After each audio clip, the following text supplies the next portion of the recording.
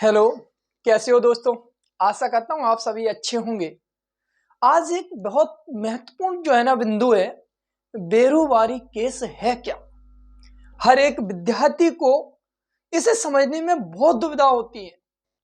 जो विद्यार्थी प्रस्तावना को पढ़ते हैं या जो विद्यार्थी संविधान को बहुत बारीकी से समझना चाहते हैं, उनके लिए सबसे बड़ी समस्या बना है बेरोजगारी केस 1960।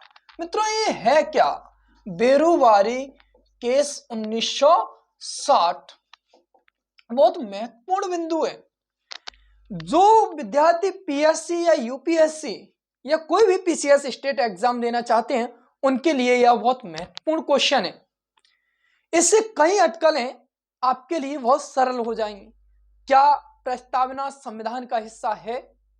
या दूसरा प्रश्न, यह क्या प्रस्तावना में संशोधन किया जा सकता है, और किया जा सकता है तो उसकी प्रक्रिया होगी क्या? विद्यार्थियों, एक घटना है कि जब भारत देश आजाद हुआ, जब भारत देश हिंदुस्तान और पाकिस्तान में विभाजित हुआ 15 अगस्त 1947, 15 अगस्त 1947 को जब भारत आजाद हुआ मित्रों, तो रेड क्लिफ जी द्वारा, किसके द्वारा मित्रों? रेड क्लिफ जी द्वारा एक रेखा खींची गई थी, एक लाइन खींची गई थी, जिसे अपन क्या कहते हैं मित्रों? Red Cliff line. मैं आपको समझा दूं मित्रों, जब भारत और पाकिस्तान दोनों का विभाजन हुआ, तो दोनों के बीच यह बात हुई कि भारत क्या होगा, पाकिस्तान क्या होगा। तो जो मुस्लिम बहुल क्षेत्र थे, जहां मुस्लिम जनसंख्या रहती थी, उसे तो विद्यार्थियों पाकिस्तानियों को दे दिया, और जहां पर हिंदू जनता रहती थी मित्रों, उसे किसे दे दिया? भारत को। जो हिंदू वाला संकुल ज्यादा है वो भारत में रहेगा, और जो मुस्लिम वाला संकुल है वो पाकिस्तान में रहेगा। बहरहाल इसके बाद भी कुछ निर्णय थे। ऐसा था कि अगर कोई मुस्लिम व्यक्ति या कोई हिंदू व्यक्ति भारत या पाकिस्तान में जाना चाहता है तो वो उसके लिए स्वतंत्र है, सरकार उसके लिए बाध्य नहीं है। और ऐसा होने के बाद विद्यार्थियों यह हुआ कि यह वाला जो क्षेत्र आप देख रहे हैं, तो यह तो आप देखते हैं ये पाकिस्तान है, लेकिन तत्कालीन, अब मैं यह कह दूं वर्तमान जो बांग्लादेश है, वो उस समय भी किसका हिस्सा हुआ करता था मित्रों? पाकिस्तान का। यह वाला हिस्सा मुस्लिम समुदाय थे, यह भी मुस्लिम समुदाय थे, तो ये दोनों ही क्षेत्र किसको दिए गए थे मित्रों? पाकिस्तान राज्य को। आपको मैं मैप पे दिखा दूंगा आगे चीजें। तो हुआ यह कि जो रेड क्लिफ जी थे, मैं थोड़ा सा हास्यजनक बताऊं तो मैं यह मान लेता हूं कि ये थोड़े से हल्के दिमाग के थे।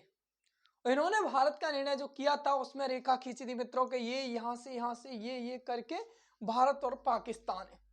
किसी का घर था, किसी की जमीन थी, मैं किसी का यह कह दूं कि लैट्रिन बाथरूम था, और ठीक उसके बीच से यह रेखा खींची गई थी।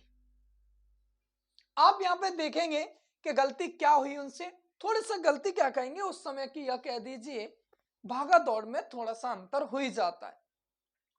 और हुआ यह कि यह वर्तमान आप देख रहे हैं, यह क्या है? पश्चिम बंगाल है, और पश्चिम बंगाल का एक जिला हुआ करता था उस समय, जिसे अपन कहते हैं जलपाईगुड़ी। और जलपाईगुड़ी का एक गांव था, उस गांव का नाम है मित्रों क्या? बेरुवारी। क्या नाम है उसका?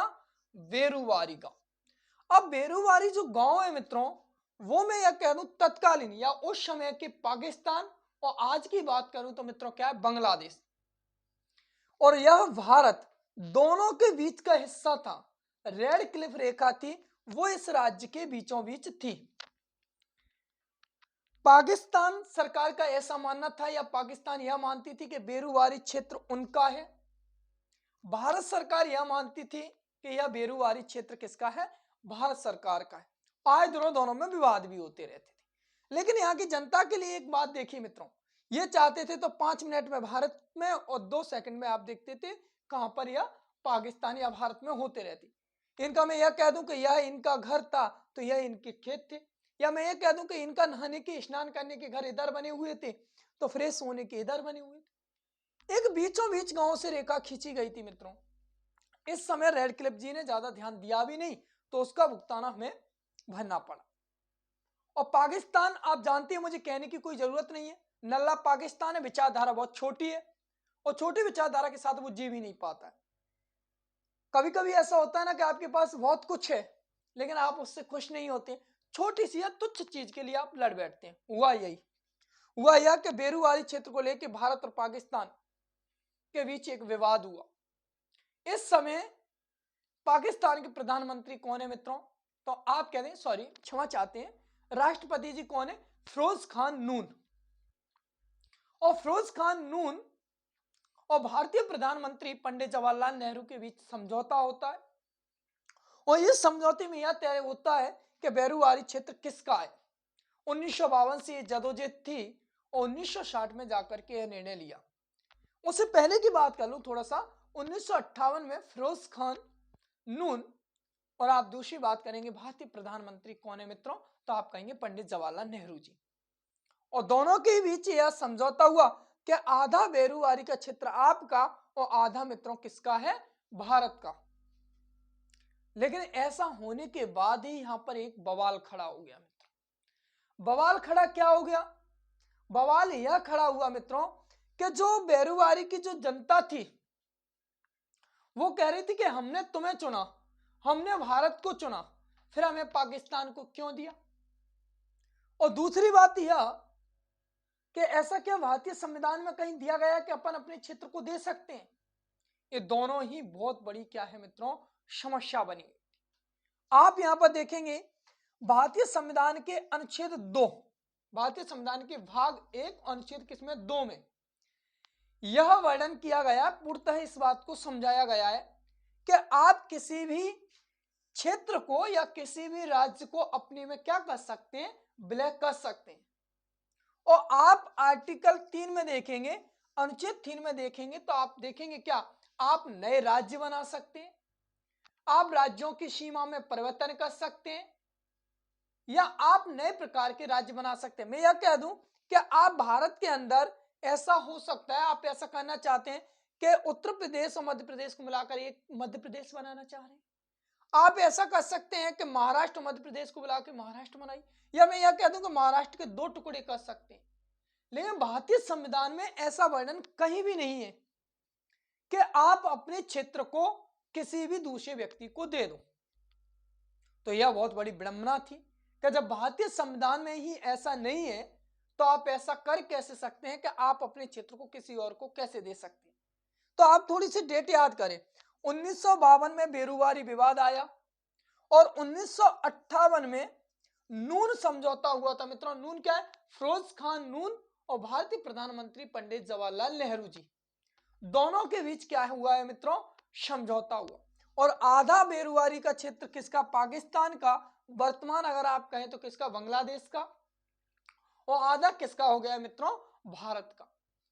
लेकिन इसके बाद जो है ना, यह बात जो है ना मन में उठने लगी कि ऐसा हमारे भारतीय संविधान में कहीं वर्णन नहीं है कि आप अपने क्षेत्र को किसी को दे सकते हैं। लेकिन दूसरी बात और मित्रों, भारतीय संविधान की प्रस्तावना में 2 वर्ड हैं। कौन कौन से मित्रों? एक है लोकतंत्र। कौन सा वर्ड है मित्रों? लोकतंत्र। और दूसरा वर्ड है क्या? संपूर्ण प्रभुत्व संपन्न। क्या है मित्रों? संपूर्ण प्रभुत्व संपन्न। इन दोनों का अर्थ समझें।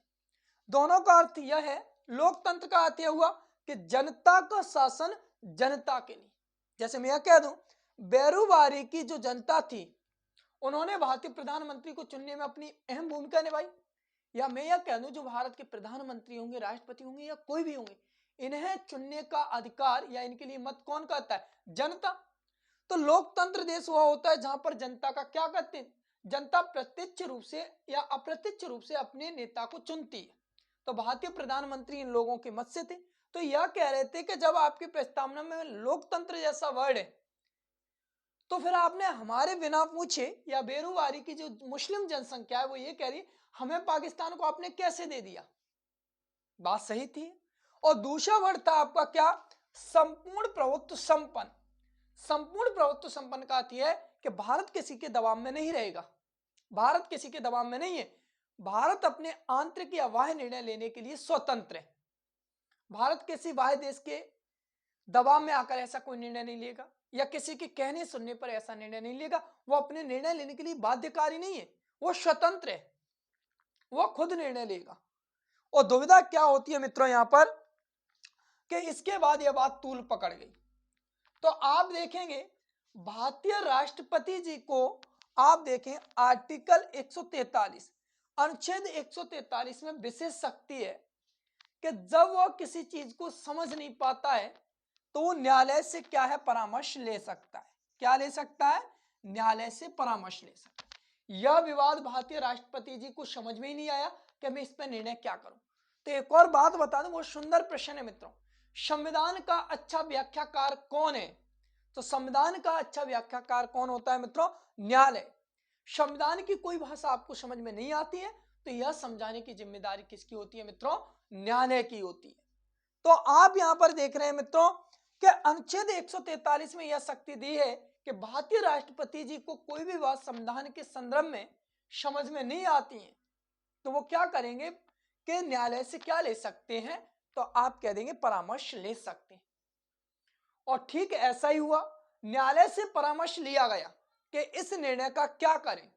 तो न्यायालय ने कहा था, न्यायालय ने बहुत सुंदर बात भी कही थी और बाद में जाके उस पर वाद विवाद हुआ था।